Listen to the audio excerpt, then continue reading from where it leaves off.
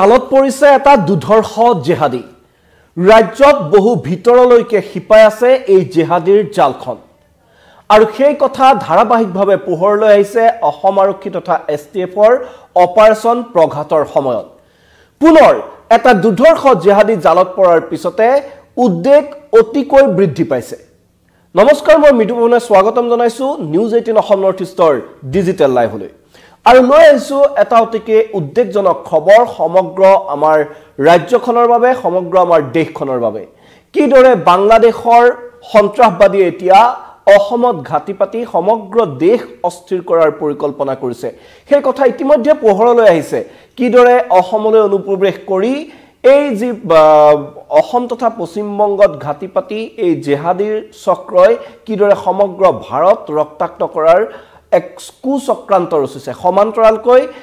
অসমক ভাৰতৰ পৰা বিচ্ছিন্ন কৰাৰ এক ভয়ংকৰ ষড়যন্ত্ৰ ৰচনা কৰিছে এই জেহাদীয়ে আৰু তাৰ মাজতে এই জেহাদীৰ বিৰুদ্ধে যি অপাৰেচন প্ৰঘাত চলিছে সেই অপাৰেচন প্ৰঘাতৰ মাজতে এটা জেহাদীক পুনৰ গ্ৰেপ্তাৰ কৰিবলৈ সক্ষম হৈছে অসম আৰক্ষীৰ এছটিএফে আৰু এইবাৰ কোকৰাঝাৰত পুনৰ এটা জেহাদীক ধৰিবলৈ সক্ষম হ'ল এছটিএফে আৰু এই ধৃত যিটো জেহাদী আছে এই জেহাদীটোৰ নাম হৈছে নাছিমুদ্দিন এছকে। এই নাছিমুদ্দিন অতি দুধৰ্ষ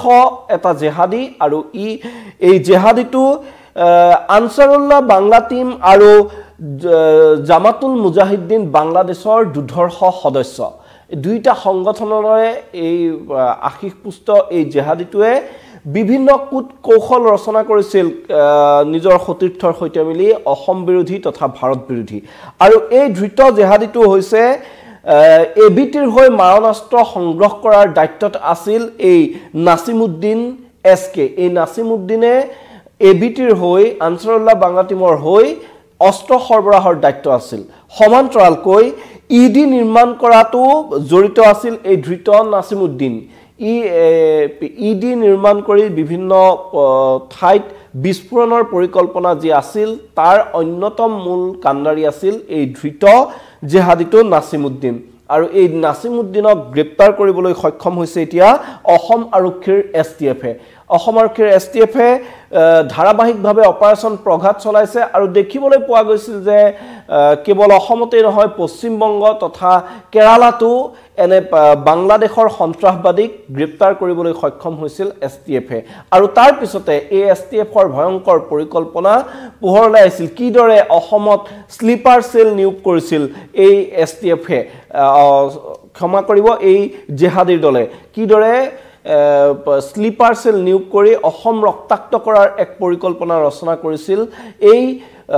বাংলাদেশী সন্ত্ৰাসবাদী সংগঠনসমূহে আৰু সেই ঘটনা পোহৰলৈ আহিছে আৰু দেখা গৈছে যে এই নাছিমুদ্দিন হৈছে নুৰ ইছলাম মণ্ডল শেহতীয়াকৈ 17 ডিচেম্বৰত গ্ৰেপ্তাৰ হৈছিল এবিটিৰ আন এটা দুধৰ্ষ সদস্য নাম আছিল নুৰ ইছলাম মণ্ডল। এই নুৰ ইছলাম মণ্ডলৰ অন্যতম সহযোগী আছিল শেহতীয়াকৈ জালত পৰা কোকৰাঝাৰত গ্ৰেপ্তাৰ হোৱা এই নাছিমুদ্দিন আৰু নুৰ ইছলাম মণ্ডলক গ্ৰেপ্তাৰৰ সময়ৰ পৰাই পলাতক হৈ আছিল নাছিমুদ্দিন আৰু অৱশেষত কোকৰাঝাৰৰ পৰা এছটিএফে গ্ৰেপ্তাৰ কৰিবলৈ সক্ষম হৈছে এই জেহাদীটোক। প্ৰায় 3 মাহ ধৰি জেহাদীৰ বিৰুদ্ধে অব্যাহত আছে এই অপাৰেচন প্ৰঘাত আৰু এই অপাৰেচন প্ৰঘাতৰ অধীনত ইতিমধ্যে বহুকেইটা জেহাদী জালত পেলাবলৈ সক্ষম হৈছে এছটিএফে আৰু উত্তৰ পূব ভাৰতক ভাৰতৰ মূল ভূখণ্ডৰ পৰা বিচ্ছিন্ন কৰাৰ যি ভয়ংকৰ ষড়যন্ত্ৰ এই জেহাদীৰ সেয়া পোহৰলৈ আহিছিলে এই অপাৰেচন প্ৰঘাতৰ সময়তে। অসম পশ্চিমবংগ আৰু কেৰালাত গ্ৰেপ্তাৰ কৰা যিকেইটা জেহাদী আছিল সেই জেহাদীকেইটাৰ স্বীকাৰোক্তিত আৰক্ষীৰ জেৰাত যি স্বীকাৰোক্তি দিছে সেই স্বীকাৰোক্তিয়ে এই চাঞ্চল্যকৰ তথ্য পোহৰলৈ আহিছে। উত্তৰ পূবক ভাৰতৰ সৈতে বিচ্ছিন্ন কৰাৰ এক ভয়ংকৰ ষড়যন্ত্ৰ এতিয়া এই বাংলাদেশৰ সন্ত্ৰাসবাদী সংগঠনৰ আৰু শেহতীয়াকৈ দেখিবলৈ পোৱা গৈছে যে বাংলাদেশৰ সন্ত্ৰাসবাদীক সাৰ পানী যোগাবলৈ বাংলাদেশলৈ আহিছিল পাকিস্তানী চোৰাংচোৱা সংস্থাৰ মুৰব্বী ISI মুৰব্বীজনো আৰু আন এটা কথা শেহতীয়াকৈ দেখিবলৈ পোৱা গৈছে যে যি মোহাম্মদ ইউনুছ নেতৃত্বাধীন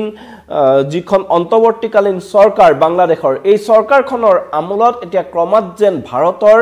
শত্ৰু ৰাষ্ট্ৰ হোৱাৰ দিশে আগবাঢ়িছে বাংলাদেশ এক প্ৰকাৰ শত্ৰু ৰাষ্ট্ৰ হৈ পৰিছে বাংলাদেশ কিয়নো দেখা গৈছে যে ভাৰতৰ চিৰবৈৰী পাকিস্তানৰ সৈতে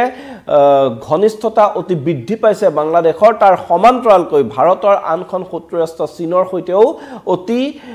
ঘনিষ্ঠ সম্পৰ্ক গঢ়াৰ দিশে আগবাঢ়িছে মহম্মদ ইউনুছ নেতৃত্বাধীন বাংলাদেশৰ যিখন অন্তৰ্বৰ্তীকালীন চৰকাৰ আছে সেই চৰকাৰখন আমি দেখিছিলো যে শেহতীয়াকৈ যি আইএসআইৰ মুৰব্বী বাংলাদেশলৈ আহিল তেওঁক তিনিজনকৈ সেনাৰ শীৰ্ষ বিষয়াৰ সৈতে পাকিস্তানী সেনাৰ শীৰ্ষ বিষয়াৰ সৈতে বাংলাদেশ ভ্ৰমণলৈ আহিল আৰু সেই সময়তো কিন্তু যি ভাৰত আৰু উত্তৰ পূবৰ সংযোগস্থলী ভাৰত আৰু উত্তৰ পূবৰ সংযোগস্থলী এই যি চিকেন নেক বুলি কোৱা হয় সেই ঠেক ভূখণ্ডৰ সীমামূৰীয়া অঞ্চলো কিন্তু আইএসআইৰ প্ৰধানজনে তাত পৰিদৰ্শন কৰা বুলি তথ্য ইতিমধ্যে পোহৰলৈ আহিল আৰু এক প্ৰকাৰ যে পাকিস্তান মদতপুষ্ট হৈ এতিয়া এনেদৰে ভাৰত বিৰোধী চক্ৰান্তত সমগ্ৰ বাংলাদেশ খনেই লিপ্ত হৈছে সেই কথা এক প্ৰকাৰ স্পষ্ট হৈ পৰিছে আৰু শেখ হাসিনাৰ চৰকাৰৰ পতনৰ লগে লগে বাংলাদেশৰ যি মৌলবাদী উগ্ৰপন্থী সংগঠন আছিল সেই উগ্ৰপন্থী সংগঠনসমূহ পুনৰ জাগ্ৰত হৈ উঠিছে আৰু বাংলাদেশৰ মহম্মদ ইউনুছৰ চৰকাৰখনে এই ভাৰত বিৰোধী অপৰাধত যিখিনি হাসিনাৰ চৰকাৰে বিভিন্ন ধৰণে শাস্তি প্ৰদান কৰিছিলে কাৰাগাৰত বন্দী হৈ আছিল সেই তেনেকুৱা উগ্ৰপন্থী সন্ত্ৰাসবাদী মৌলবাদী খিনিৰ প্ৰায় 2500 গোচৰ এতিয়া মহম্মদ ইউনুছৰ চৰকাৰখনে মাফ কৰিছে এক প্ৰকাৰ ভাৰতৰ বিৰুদ্ধে যাতে এই যি তেওঁলোকৰ ষড়যন্ত্ৰ এই ষড়যন্ত্ৰ পূৰ্ণোদ্যমে যাতে চলাই যাব পাৰে তাৰ বাবে এনে ধৰণে কুচকাৱাজ ভাৰত বিৰোধী কুচকাৱাজ তীব্ৰ গতিত এতিয়া চলিবলৈ লাগিছে বাংলাদেশত আৰু তাৰ মাজতে দেখা গল যে পূৰ্বে চিকিৎসা সেৱাৰ ক্ষেত্ৰত বাংলাদেশ সম্পূৰ্ণ ৰূপে ভাৰতৰ ওপৰত নিৰ্ভৰশীল হৈ আছিল কিন্তু এতিয়া ভাৰতৰ পৰিৱৰ্তে পাকিস্তানৰ লগতে চীনৰ পৰা বিশেষকৈ চীনৰ পৰা চিকিৎসা সেৱা গ্ৰহণ কৰাৰ বাবে বাংলাদেশে সিদ্ধান্ত গ্ৰহণ কৰিছে আৰু চীনৰ যি কুনমিঙৰ চিকিৎসালয়সমূহত এতিয়া বাংলাদেশীয়ে চিকিৎসা ল'ব পাৰিব সেই ব্যৱস্থা ইতিমধ্যে কৰা হৈছে আৰু চীনৰ সৈতে যি শেহতীয়া বুজাবুজি হৈছে সেই বুজাবুজিত বাংলাদেশৰ অন্তৰ্বৰ্তীকালীন চৰকাৰৰ বৈদেশিক দপ্তৰৰ উপদেষ্টা তৌহিদ হুছেইনে এই ৰাজহুৱাকৈ প্ৰকাশ কৰিছে এই চুক্তিৰ কথা যে এতিয়াৰে পৰা ভাৰত নহয় চীনলৈ যাব পাৰিব বাংলাদেশৰ লোক চিকিৎসাৰ বাবে এক প্ৰকাৰ ভাৰতৰ বিৰুদ্ধে যি শত্ৰুতা সেই শত্ৰুতা তীব্ৰতৰ কৰাৰ বাবে এনে ধৰণে ভাৰতৰ বিৰুদ্ধে ভাৰতৰ শত্ৰু ৰাষ্ট্ৰৰ সৈতে ঘনিষ্ঠতা বৃদ্ধি কৰি ভয়ংকৰ ষড়যন্ত্ৰ চলাই গৈছে বাংলাদেশৰ চৰকাৰখনে আৰু তাৰ সমান্তৰালকৈ এতিয়া দেখিবলৈ পোৱা গৈছে যে অসম তথা সমগ্ৰ উত্তৰ পূবত জেহাদীৰ কাৰ্যকলাপ ভয়ংকৰভাৱে বৃদ্ধি পাইছে পূৰ্বে এই যি জেএমবিএ হওক বা এবিটিএ হওক আনসাৰুল বাংলা টিমে হওক বা জামাতুল মুজাহিদিন বাংলাদেশে হওক এই উগ্ৰপন্থী সন্ত্ৰাসবাদী সংগঠনবোৰে এই সন্ত্ৰাসবাদী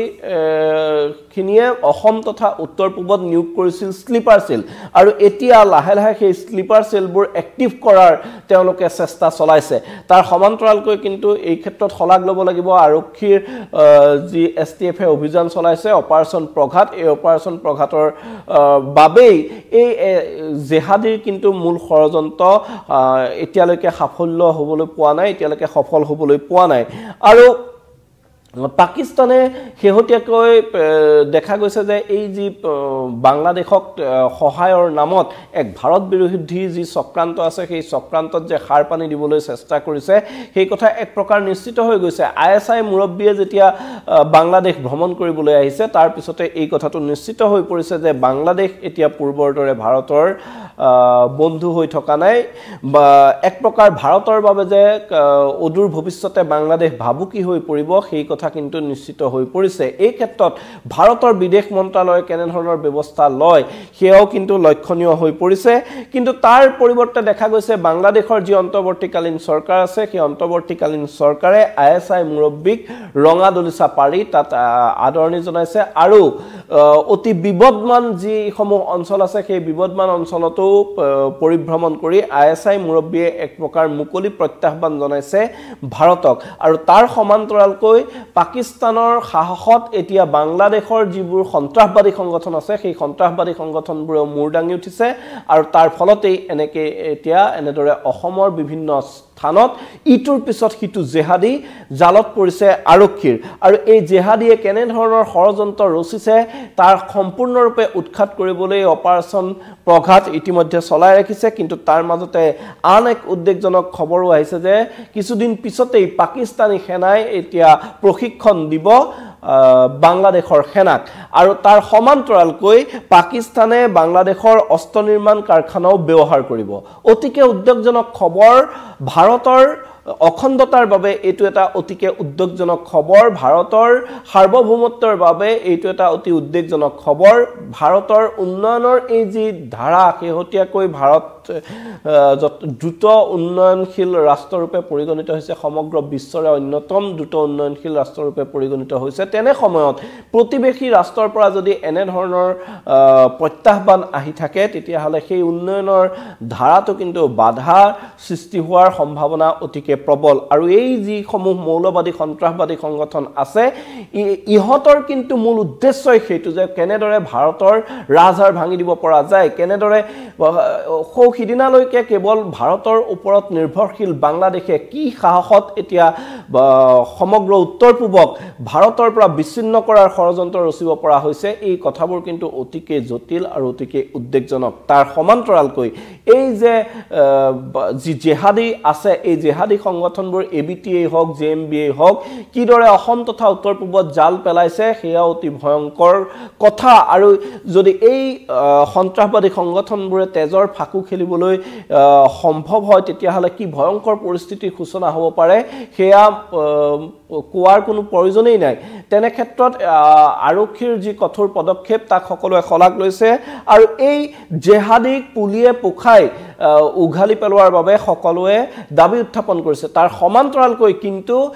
এতিয়া ভাৰত চৰকাৰৰ কেন্দ্ৰীয় চৰকাৰৰ দায়িত্ব যথেষ্ট বৃদ্ধি পাইছে ৰাজ্য চৰকাৰৰ দায়িত্ব যথেষ্ট বৃদ্ধি পাইছে সীমান্ত সুৰক্ষাৰ ক্ষেত্ৰত এনেদৰে বাংলাদেশ